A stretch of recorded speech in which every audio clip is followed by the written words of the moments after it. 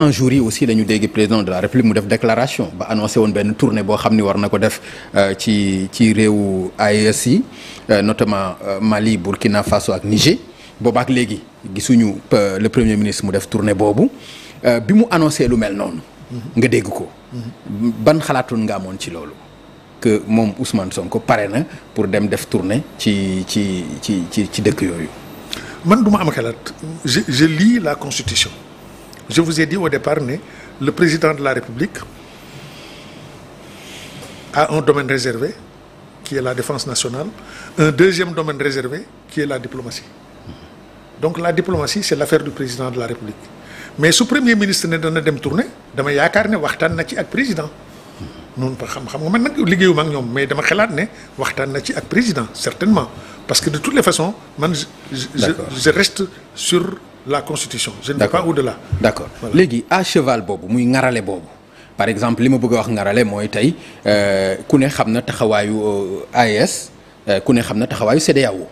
par exemple su fekkee est-ce que dina yomb Ousmane Sonko di wax waxu AES Diomaye di wax waxu CEDEAO est-ce que loolu dina yomb. bon mais xam nga AES ak CEDEAO bon politiquement et même je crois que pratiquement. Le cordon ombilical coupé nañ ko barki démb à Niamey. On a créé une confédération. Mais comme Sénégal moom coow loolu bokk ci c'est certes le Sénégal est membre de la CEDEAO mais je veux dire bokkul ci coow loolu. waaw mais xam nga ñoom bi ñuy nekk dans l'opposition. dañu gënoon a jege AES que CEDEAO ci seen discours. ah heureusement ne nga ci seen discours. waaye ñoom dañu gënoon jege AES aussi gën leen jege ba ñu bari jàppoon ni vraiment ñoom niñ koy expliquer alors loolu sax dafa mel ni dafa indi déception ci ñi nga xam ne ñoo nekk ci Burkina Faso wala Mali wala Niger parce que seen discours loolu woon que CEDEAO taxawul AES ñoo taxaw ñooñu dañu war a tàqaliko ak France carrément dañu war a bokk ci xeex bi nga xam ni AES ñu ngi koy xeex mais loolu moo nekkoon seen discours. waaw mais heureusement tu parles à l'imparfait ne nga mañ loolu moo nekkoon seen discours avant ñu ñëw au pouvoir. léegi nag ils sont confrontés aux multiples et complexes réalités du pouvoir et aussi aux lourdes réalités du pouvoir alors actuellement je crois que ils ont une posture infiniment plus responsable. Et même plus dynamique parce que gis naa ne ñun ñëpp yëg nañ ko on a impliqué le président Diomaye dans une médiation bu ñu war a def entre CEDEAO et AES. Bon man mon opinion sur cette affaire est la suivante certes le Sénégal a un prestige immense mais ce dossier est trop épineux. Bon dossier mooy bi ñu ko confié comme médiateur. moom ak Faure du Togo. ok voilà dama ne c'est un dossier très épineux. épineux mooy du yomb. waaw dafa am ay dëkk jafe. ah non mooy dafay jafe waaw dafay jafe. ok du yomb. alors il était à Abuja il a dit oui mais man mon sentiment c'est que même bi mu nekkee Abuja ñu proposé ko dafa waroon a am une réponse prudente du genre. Je suis satisfait et honoré par votre proposition, mais laissez-moi aller à Dakar, réfléchir quelques heures et vous donner la réponse par le canal diplomatique. Parce que xam nga moom il était au dehors. Il avait une petite délégation, la ministre plus quelques autres éléments. Fii nag il a le gouvernement au grand complet. Il a même le Sénégal à sa disposition. Parce que su laajee Moustapha Niasse xelaatam dana ko wax. su la laajoon yow sa xalaat da nga ko wax. donc il pouvait en un temps record faire de larges consultations pour avoir une opinion plus affinée. sur l'AES. waaw mais boo liiree discours am. itam daanaka wax na ci wax bu am solo ci AES parce que jàpp na ni. lu jëm ci sanction wala taxawaay bi CEDEAO war a jëm ci ñoom loolu rafetluwu ko. jàpp na ni war nañu waxtaan war nañ fexe ba ñoom itam ñu def ay pexe ba ñoom ñu dellu si xam ni loolu mooy seen avantage ñoom ñëpp. même loolu lu mel noonu wax na ko Bamako. bi mu fa demee wax na ko Burkina bi mu fa demee loolu moom ce sont des déclarations très responsables. loolu man je salue ça ce sont des mais terewul ba tey le problème reste épineux. gis nga Papa Ngagne AES. Alliance des États du Sahel. léegi s'est transformé en confédération. AES su ma ko doon tekki pour coller à la réalité damay wax accidentel, l'adjectif accidentel. mooy A bi. Accidentel, entité du Sahel.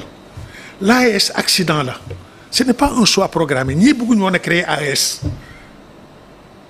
C'est la politique française dans ces 3 pays qui a été durement subie, qui a provoqué des révoltes, des colères, des frustrations, des chocs terribles. Ben jël des solutions comme ça qui sont des solutions extrêmes, radicales, peut-être même un peu suicidaires, mais il y a des moments où même la queue du serpent ressemble à une bouée de sauvetage dans la vie. Il y a des moments où même la queue du serpent ressemble à une bouée de sauvetage. Et pourtant, il y a la xam soo ci jàppee mat la nga dee. loolu moo dal ñii parce que moi je connais ces pays où j'ai vécu. Je connais les dirigeants de ces pays-là. Moi je connais particulièrement le Niger. Li ñu war a moytu ñun moo di le narratif français sur le Sahel. France li mu ñuy wax ak RFI li muy wax ak France 24 li muy wax c'est pour chloroformer les opinions africaines te intellectuels africains yi dañu war a moytu loolu. Dans cette affaire la France n'est pas un bouc émissaire. La France est un bouc architecte moo def lépp man li ma dama ko xam. La France n'est pas bouc émissaire. La France est un bouc architecte.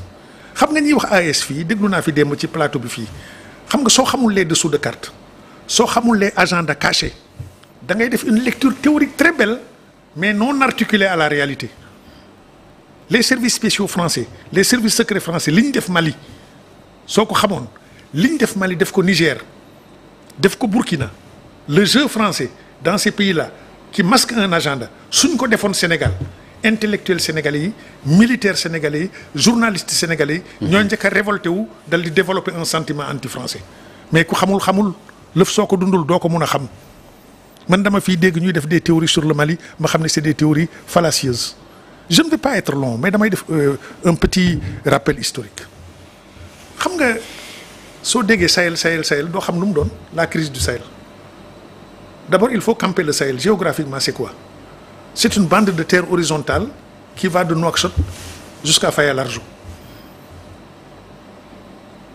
La crise malienne là, la crise du Sahel là, avec les conséquences d'aujourd'hui, AES et tout, mais les racines sont très profondes. Il faut remonter jusqu'à 1960. Au moment de la négociation de 60 à 62, au moment de la négociation pour une sortie de guerre en Algérie. Le général de Gaulle a envoyé des émissaires à Évian. Évian mooy dëkk boobu ñuy defaree bouteilles Évian yi ñooy naan léegi nag c'est Kirène la ñuy naan. Évian les Bains c'est une commune de la Haute-Savoie. Le général de Gaulle a mandaté Louis Jox ak Jean de Broglie. Louis Jox c'est le père de Pierre Jox, le futur ministre de l'Intérieur de Mitterrand. Mais ci biir mandat bi pour ñu négocier avec les Algériens c'est quelqu'un qui connaît bien l'Algérie qui vous parle, qui a accès à des archives algériennes. Et j'ai lu les photocopies de quelques archives qui sont stockées à Aix-en-Provence en France. xam nga les général de Gaulle waxoon daf noonu les émissaires algériens nous allons vous donner l'indépendance mais à condition que le Sahara soit amputé. Parce qu'en ce moment la France avait un programme d'essai nucléaire dans le Hogar, le désert algérien du Hogar. Le programme d'essai nucléaire n'était pas bouclé et l'indépendance de l'Algérie était imminente.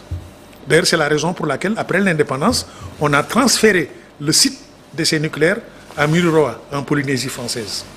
Mais essai nucléaire, nous avons fait Algérie. Le vent radioactif, Niger et Mali. Nous sommes dans les années 60. Alors, comme le général de Gaulle proposé, nous amputé. Et dans la Constitution, pour aller vite, dans la Constitution de 58, communauté française, ça a été le prélude à l'indépendance.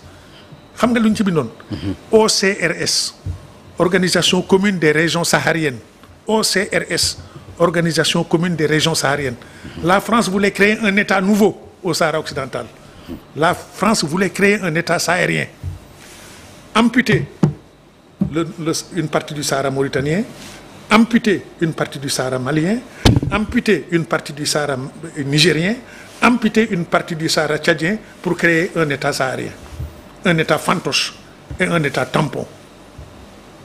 La crise malienne la femme jóge sori na. Donc loolu pour mu am ko il faut ñu créer ay rébellion. mais la rébellion Touareg a été l'instrument approprié. faut ñu créer ko. Et à propos de cette rébellion Touareg, parce que je survole, parce que si je devais élaborer, fallait ñu fanaan. Je survole. Mais la rébellion Touareg, qui est la figure emblématique de cette rébellion Touareg? C'est Iyad Ag Ghali. Iyad Ag Ghali, c'est le chef du GESIM, le groupe de soutien à l'islam et aux musulmans, la fraction la plus radicale de la rébellion islamiste au Mali. Mais moom jabaram française la. Man j'étais à Kidal maak Serge Daniel RFI bi ñoo bokk oto dem ba Kidal maak moom avec le HCR. À l'époque, la fille de Cheikh Hamidou Kane, écrivain Cheikh Hamidou Kane, sa fille Awa Kane, qui travaille au HCR moo nekkoon Bamako.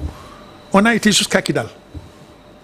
Man dama wax li ma xam parmi les gens de l'Azawad là am naa ci ay xarit.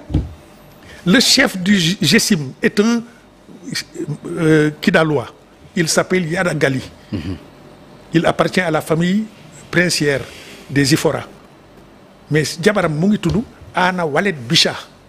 Anna Waled Bicha est la fille du docteur Bicha qui servait à Kidal en 74.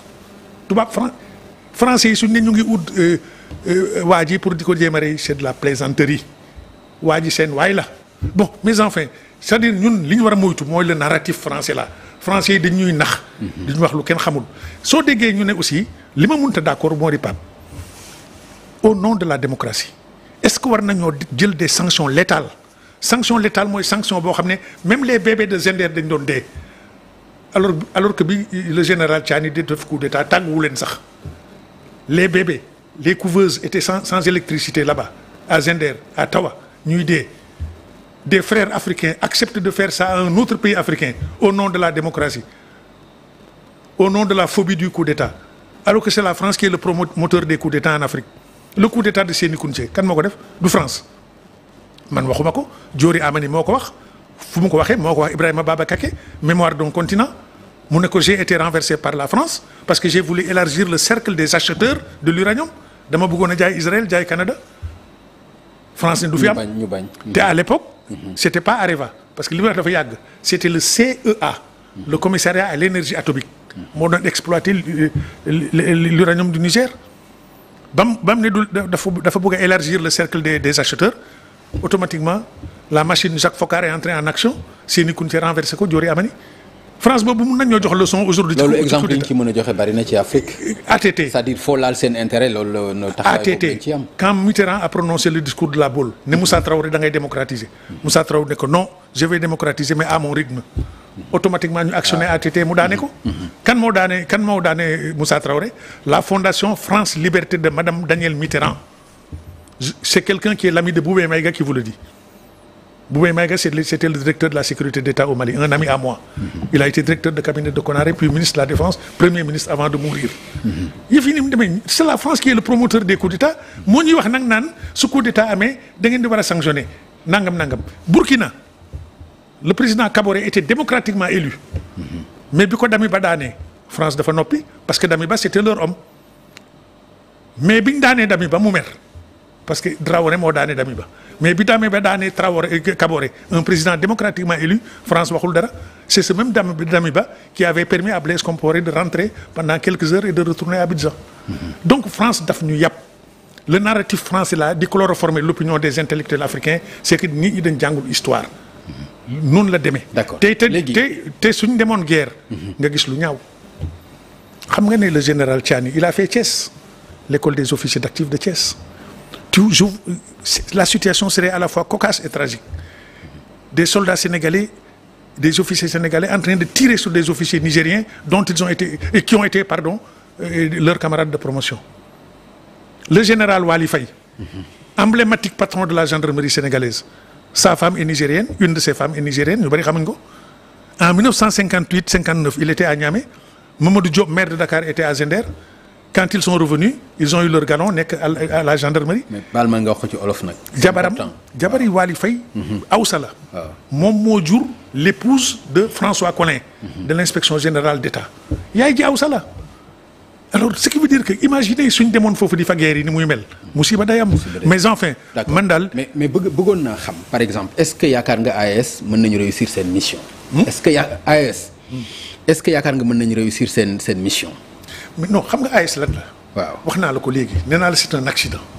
nit ñu mer ngembu mais nag c'est un instrument confédératif de sauvegarde nationale à l'échelle des 3 États pour jéem a mucc moo tax ñu créé ko te it ma yokk ci leen nit ñi dañuy juum confédération la du fédération confédération la chaque État a sa souveraineté te aussi ñoom dofuñ de xam nañ ne ce sont des régimes d'exception des régimes illégaux des régimes de putsch ñoom mënuñoo def confédération mënuñoo def fédération sans interroger les peuples parce que au Mali vous avez tous les segments vous avez les intellectuels vous avez les syndicats vous avez la société civile vous avez la paysannerie vous avez tout donc Goïta qui est un putschiste mënut a tëb rek engager le destin du Mali dans une confédération sans référendum te barki démb j'ai reçu un message d'un ministre État de l'AES bugguma wax turam mu ngi sur ma portable nee na ma monsieur Ndiaye nous allons procéder effectivement parce que comme il lit mes chroniques xam na ne je suis très attentif à ce qui se passe là-bas alors il a voulu me briefer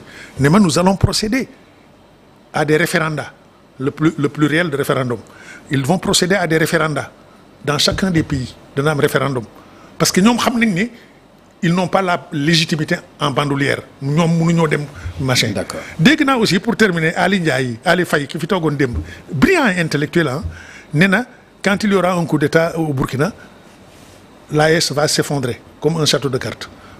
Il a raison dans une certaine mesure. Effectivement, un coup d'État pourrait changer la donne. Parce que tout ce qu'un char de combat fait, un autre char de combat peut le défaire. Donc li Ibrahima def beneen kii mun na koy def. Mais nag damay fàttali ne y a pas que les coups d'État qui disloquent les confédérations. Ñun notre fédération avec le Soudan, la fédération du Mali, la ko tas lan la coup d'État tasu ko de te pourtant tas na. Alors donc il faut éviter toujours les comparaisons qui sont un peu à l'emporte-pièce là. Alors doyen mais daf ci am benn sanction bu ñuy annoncé que mën nañ ci egg ba yenn pays yi nga xam ne ñoo bokk ci AES pour ñu dem ci yenn pays yi nekk CEDEAO day laaj visa. Bon léeg-léeg nga dégg loolu léeg-léeg nga dégg lu ko démentir est-ce que jàpp nga ni mën nañ egg ba foofu. Je ne crois pas. Bon attention la CEDEAO peut prendre des décisions en tant qu'organisation. Oui, des décisions fermes. La CEDEAO peut prendre des décisions fermes ça c'est indiscutable. Mais loolu day réciproque bu boobaa itam. Oui, non, avant même d'arriver à la réciprocité d'abord il faut dire quelque chose c'est que ici on a deux organisations qui sont soit superposées soit imbriquées parce que on a la CEDEAO on a l'UEMOA. Or les dispositions ici et les dispositions là-bas am na fu ñu niroo.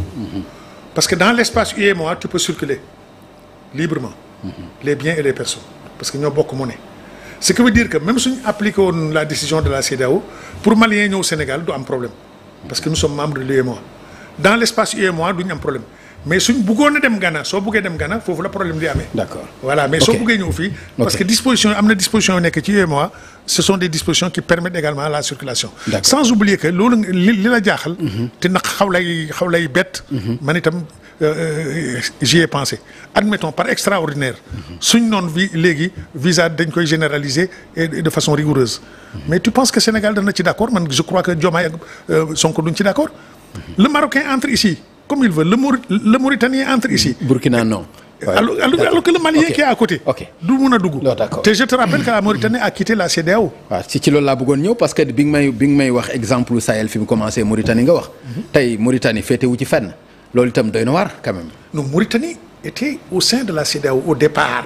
membre la woon mais en 2000 dafa génn Mauritanie dafa génn mais les raisons pour lesquelles la Mauritanie génn ce sont des raisons plus ou moins voilées.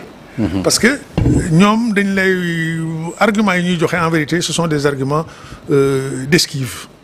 Mais li tax Mauritanie génn la Mauritanie est soucieuse de la structure de sa démographie parce que Mauritanie arabo-berbère yi ñoo ŋànk réew ma or au rythme où vont les choses en termes de naissance de démographie galopante dans telle ou telle communauté suñ continuer nii noirs yi dañ gën a bëri donc ñoom ils ont déjà le péril noir chez eux je parle du pouvoir Beydane qui gouverne la Mauritanie. Alors si la Mauritanie reste dans la CEDEAO, qu'est-ce qui va se passer? Avec les dispositions qui sont claires et contraignantes, alors il y aura des flux. Des Nigérians pour entrer en Mauritanie sans visa, des Sierra-Léonais même chose, des Libériens, des Guinéens, toog fa di liggéey, etc. Mais à la limite et au bout d'un certain temps, la minorité blanche là sera noyée, submergée. ñooñu loolu lañ ragal. Ils veulent sauvegarder la structure de leur démographie mais xam nga loolu doo ko mën a wax. La Mauritanie est le seul pays au monde où les chiffres du recensement relèvent du secret défense. soo ne population bi ñaata la ñu tëj la chiffre officiel rek nga mun a répéter mais les chiffres réels soo ko waxee njàpp la. Bon la Mauritanie c'est un cas autre cas te moom itam nee na comme bokk naa Ligue arabe daal bon mun naa bañ a bokkati CEDEAO. D'accord mais mënuñu fa génn te waxuñu ci victoire Ghazouani bi nga xam ne moom mujj. Par exemple oui mais avant de parler de Ghazouani xam nga y a la mission du président Diomaye Faye ak le président Faure du Togo. Cette mission sera une mission conjointe. Je vous disais que l'affaire est épineuse. Parce que xam nga le Togolais aura une longueur d'avance sur le Sénégalais. Parce que fii Macky Sall moo fi newoon avant Diomaye.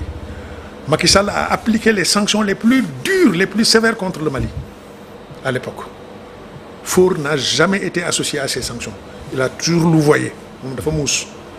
Soo gisee la junte nigérienne là n'a pas connu un étouffement économique. C'est parce que le corridor togolais fonctionnait toujours. Diomaye opposant, Sonko opposant aussi musuñu apprécier sanctions yooyu. Justement voilà. Wow. Mais ce que musuñu ko apprécier ñoom. Oui bon mais sauf que quand même xam nga le nom du pays ça résonne toujours négativement dans la mémoire collective parce que Sénégal demoon na ba mettre en ordre et en mouvement bon pas en mouvement en tout cas il y avait des dispositions préparatoires pour intervenir contre le Niger. Loolu jusqu'à présent c'est gravé dans la mémoire des Nigériens. Ça leur fait extrêmement mal. Mais ça c'est pas le Sénégal de Diomaye c'est le Sénégal de Macky Sall. de Macky Sall suñ demee Diomaye la ñuy kële la ñuy gën a óolu Togolais bi la ñuy gën a óolu moom la ñuy déglu te ñii ni ma leen xamee xam ña fa ne xam ministre je suis presque persuadé que même su demee ànd ak Faure dana am rek des cérémonies officielles mais guddi mbaa xaaji guddi ñoom danañ wéet ak Faure waxtaan te Diomaye du ko yëg je connais leur manière mais li wërte oo daal moo di. loolu aussi est-ce que amul ay risques. Est-ce que amul ay risques par exemple tey ñu bari ci ñi nga xam ne ñoo de bokk ci réewu AES yooyu dañu jàpp ni Ousmane Sonko ak Diomaye dañ leen trahir. Bon là le mot est trop fort trahir mooy lan bon trahir non je ne crois pas dans ce domaine on ne peut pas parler de trahison. Ousmane Sonko est un homme de conviction qui avait affiché ses convictions étant dans l'opposition. Aujourd'hui je ne dis pas qu'il a perdu ses convictions mais fi mu ne il est dans l'État. Bon nag la mise en œuvre de la diplomatie ça n'a rien à voir avec les discours qu'il tenait de façon on ne peut pas établir un rapport mécanique entre les discours qu'il tenait et les servitudes les nécessités de la diplomatie. À ce propos dafa am lu am solo lu ma je crois que le dossier est tellement épineux que ils doivent élargir l'expertise. Certes le ministère des Affaires étrangères a des ressources immenses.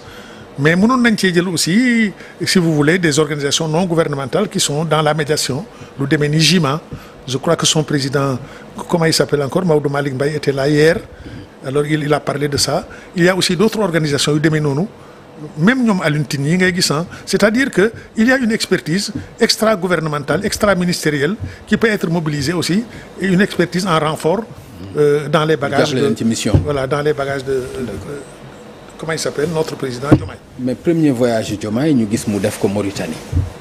ñu bari jàpp nañu ne xëy na dëgg la jegeyantoo bi la ak relation yi mais ci ginnaaw itam ñu bari gis nañu ne xëy na du loolu mbiru gaz la mbiru pétrole la mbiru leneen la ban gis-gis nga am ci loolu. Écoutez, il y a tout ça. Ce que je sais c'est que les États n'ont pas d'amis, ils n'ont que des intérêts. te suñ diggante ak Mauritanie aussi dafa am yu ci ne yoo xam ne léegi caaxaan buddiwu ko te xel du nangu sax ñu di ko jéem a buddi.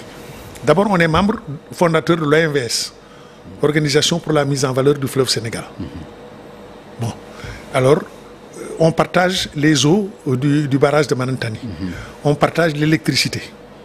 Rax ci dolli sur le plan humain, les deux pays sont trop soudés. Et comme le disait Bismarck, un pays peut choisir ses amis, mais il ne peut pas choisir ses voisins. Voilà. Autrement dit, un pays fait son histoire, mais subit sa géographie. Okay. Donc, puisque nous faisons notre histoire, il n'y a pas de problème. Avec toute la liberté du monde, on peut être l'ami de l'Inde, l'ami de l'Albanie. Mais nous subissons la géographie. Donc le voisin mauritanien, moom, il faut composer avec lui impérativement. boole ceeg li ma la wax léegi. D'ailleurs, justement, à propos de sanctions, xam nga su nekkoon réciprocité day am bon musiba am. Parce que le barrage de Manantani fu mu nekk en territoire malien.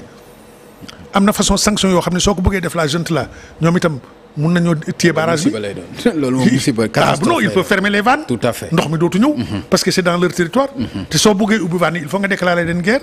te si tu pénètres en territoire malien c'est un casus belli guerre am bon moo gis nga li ma bañ moo di France di ñu dugal ci tooxi doona yi parce que c'est la France qui est la locomotive dégg naa démb ñu naan le Nigeria ne peut pas être un pion de la France mais ça c'est une évidence le Nigeria de par sa taille de par ses ressources humaines de par ses ressources la France ne peut pas manipuler le Nigeria.